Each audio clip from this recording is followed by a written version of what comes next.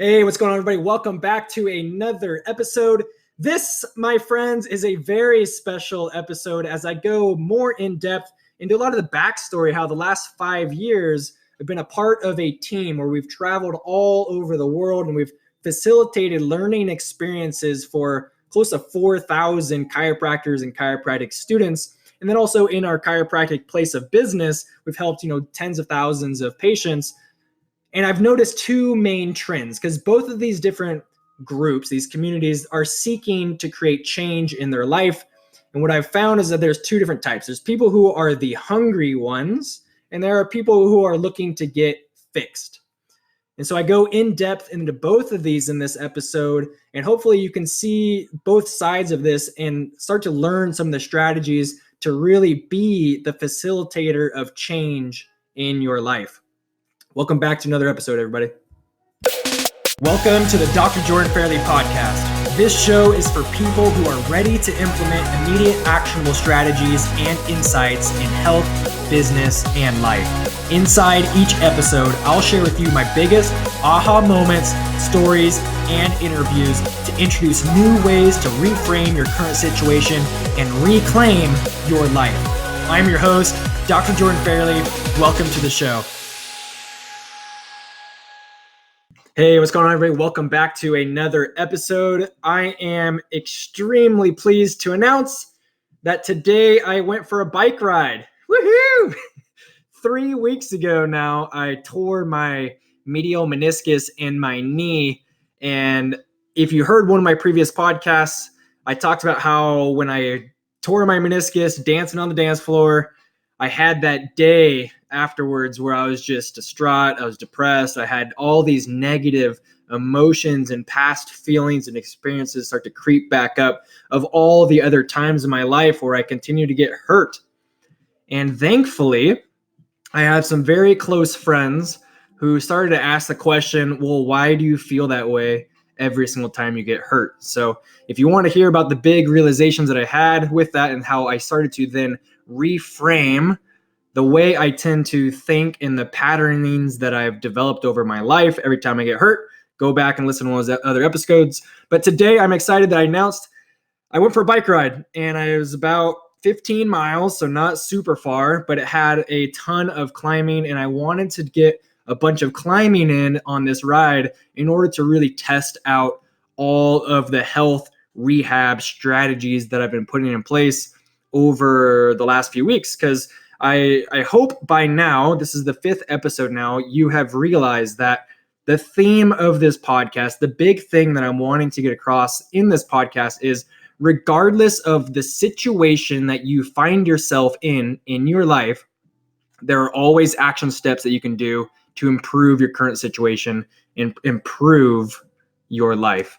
And so over the last 3 weeks, I tore my meniscus, and then I started a specific rehab process right away, literally that next day, with the help of a couple other chiropractic friends, to start to get back on my feet, to start to get back to doing the things I love, to start to reframe the way I think about injury into something more of a productive, into something where I can start to choose how I want to spend my life and choose how I envision my self-worth and choose how I want to spend my time outside of doing athletic endeavors.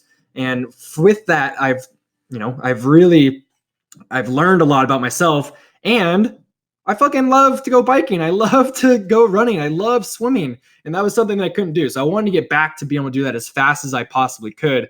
And so if you want me to share what I was doing to rehab my knee to get back that fast, I can do that maybe in another episode, but that's not the purpose today. The purpose is that I set a specific plan of attack to rehab my knee so that I could get back to doing all these activities that I love. And for me, biking and running are two of the activities that bring me a lot of self-purpose. They bring me a lot of joy.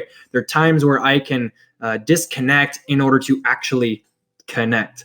And so I'm really excited today that I went for a bike ride. It felt great on the bike ride. This is now a couple hours later. Everything still feels super good. Things aren't stiff. Nothing feels inflamed or anything. And so Yes, I hope by now you've started to hear a lot of these different stories. You're able to resonate with some of the different stories, and you're starting to look at your own life experiences and started to hopefully apply some of the strategies that we've been talking about into your life. And because, over the last few years, I've had the opportunity to travel all over the world teaching other chiropractors how to become better chiropractors. And so we treat chiropractic almost like a sport. And so we understand that in order to get better at any sort of skill, it requires a type of training and mindset and dedication to acquire that skill. And so we developed a program called Kairos Training Culture, in which we've trained about 4,000 students and docs over the last 5 years. We've done about 70 training camps at all different countries and schools and cities all around the world. And from that, I've learned a lot of lessons.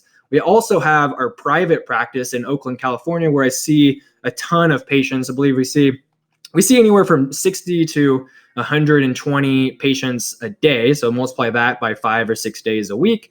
We've seen tens of thousands of patients over the last 5 years. And there are some very, very distinct differences and similarities that I see between these two communities. The people that I typically find who are seeking our help in terms of the adjusting training stuff, they're so hungry. They want to learn. They're on this path of constant growth, and they're open to asking great questions and immediately applying the lessons learned and the strategies and insights and secrets that we tell them into their daily practice so that they can start to make the change that they're hoping for.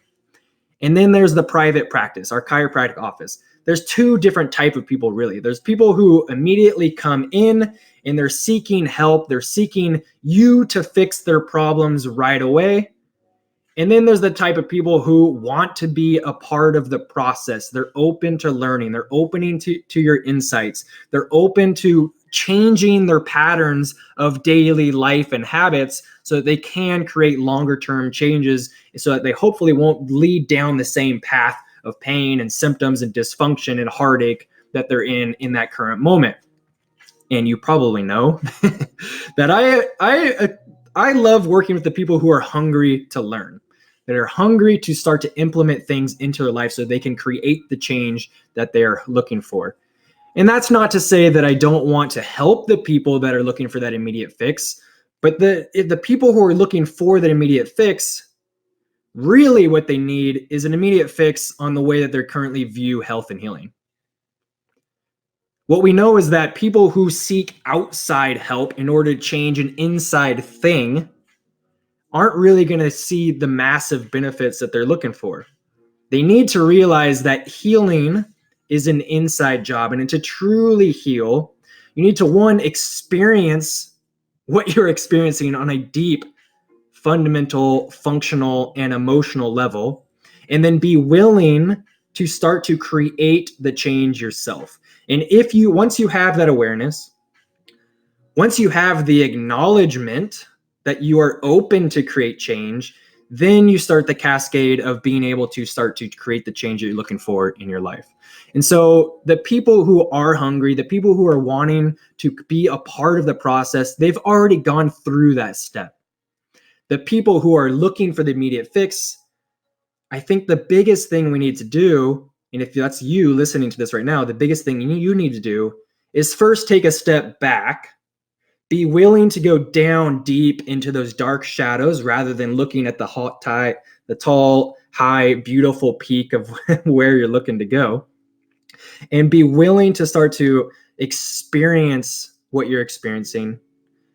Feel what you feel in your body.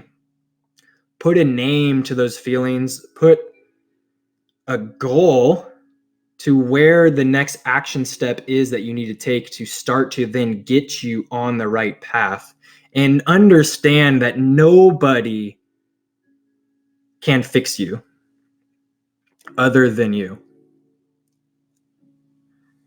I was just thinking about this the other day when I had a patient come into my office, and this happens all the time. This happens all the time, especially with older people. And actually, this happens with people who are even 30 years old. People come in and they tell you that I have arthritis. I must just be getting old. And they use their age as an excuse to not be an active participant in their health and healing process. They think that because of their age, that they're just destined to have arthritis. They're destined to not be able to move well. They're destined to start the process of pain and have these symptoms for the rest of their life. And there's a very specific study that I'm going to mention here. But I also want to start to reiterate the fact that even if you have arthritis itself is caused by some sort of dysfunction in your body. And over time, that your body starts to adapt to that dysfunction and starts to lay down more bone as a way to protect itself. And as it's starting to protect itself, it's laying down this more bone. It starts to decrease the joint spaces. But then a result of that is because of the dysfunction, because of the decreased joint space, there starts to be inflammation and pain and symptoms and redness and swelling and heat that come from that. You have to look at what the underlying cause was. The underlying cause was some type of dysfunction. So what if you improved the function of that area in the first place? Understand that the bony tissues is a living organism and it's only responding to its environment in that current moment. So what if you started to change that environment? Does it make sense how that living tissue could start to then adapt to this improved function, and it won't then go down that same cascade of pain and symptoms and joint swelling and tenderness and decreased joint space? Makes sense to me. In the late 1990s, there's this study in Scientific America by Donald Ingberg and his team. And in this study, they talked about the architecture of life. And what they took was a few different living tissue cells. And with these living tissue cells, they understood that the living tissue cells, the genetic makeup of that cell, was able to adapt relative to whatever environment they placed upon it. And so what they did was they put these cells in these little petri dishes. And within these petri dishes, they changed the environment of these petri dishes. So in one petri dish, they just had a natural, normal, healthy environment where there's equal tension from the inside and outside surrounding this cell. They had another one in which this cell was compressed. So they started to compress the cell, and so it changed the external environment of this cell.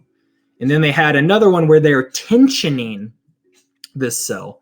And so rather than being compressed, rather than having a nice, healthy, ideal tension state, this cell was being pulled apart from sides to sides. And what they found was the cell that was being pulled would start to replicate over and over and over again like a unhealthy cell, kind of like what cancer would do. And so rather than knowing that it had a nice, healthy amount of space, it thought that it needed to replicate over and over and over in order to fill that space. And what they found was that eventually these cells would start to malignate. They would start to differentiate into very unhealthy cells. And so what they found was that when there's too much tension, it created an environment where this cell did not replicate properly. That cell then, where the other cell in the petri dish where they had all this compression, they found that the cell would start to commit cell suicide. So it's called apoptosis.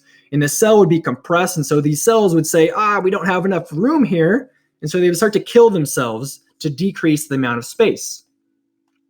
And then the cell that had the equal amount of tension on the inside and the outside sat there like a nice, pretty little muffin sitting on top of a tee, like a golf tee. And what they found is that these cells replicated into very healthy, normal, natural other cell types. And they're able to differentiate into the proper type of stem cells. And so from this, they recognize that your environment, if you have too much compression, too much tension, or if you're in this ideal tension state, your environment affected you deep at even the cellular level. And I could get into all the nerdy stuff about the integrins and how that communicates down into the genetic makeup of each cell. But again, that's not the point. The point is that regardless of the situation you find yourself in your life, you can create an environment with ease. And in that ease, in that ideal tension state, that's when your body likes to heal. That's when your body will self-replicate into healthy tissue cells. And so even from the level of people coming into the office and saying, I have arthritis, there is no helping me because of my age, and this is just something that I have to deal with for the rest of my life, even them can do something about it. If instead they just changed their environment, they changed the way they moved around this world, they changed what foods they're eating, they changed their mindset of how they even look at themselves and what they have as a potential for their future, even they can create the change that they're hoping for in their life. That, my friends, is going to be the theme of this podcast. I appreciate you listening. I hope you've enjoyed the previous few episodes.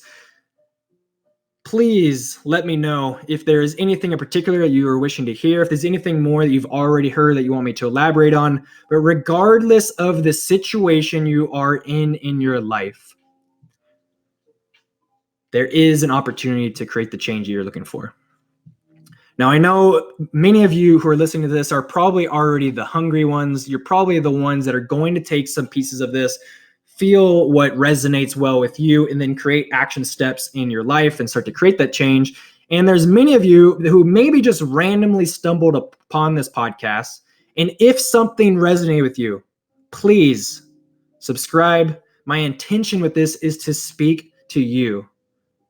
I want to provide you strategies in health, in healing, in business, whatever comes up, and use a way of storytelling that is authentic. And if you listen to other podcasts, very vulnerable as well, because there's two main reasons why I am doing this podcast. And I said this in one of the other podcasts, is like, one, by me vocalizing this stuff, by sharing what is real and current in the moment, it helps me process this and learn more so that, one, I can be able to create the change that I'm looking for in my life. And two, because to be honest, I have a terrible memory. I have such a hard time remembering things in my past that I think that by vocalizing things, it'll help me put meaning and purpose and will help me look at my life through a different lens so that hopefully I can create a better memory in the future.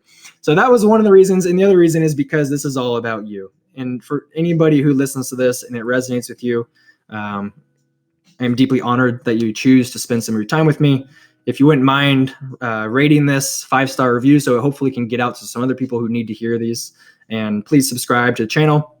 I look forward to sharing with you very soon. And I am so excited that I went for a bike ride today. Love and appreciate y'all. I look forward to catching up with you very soon.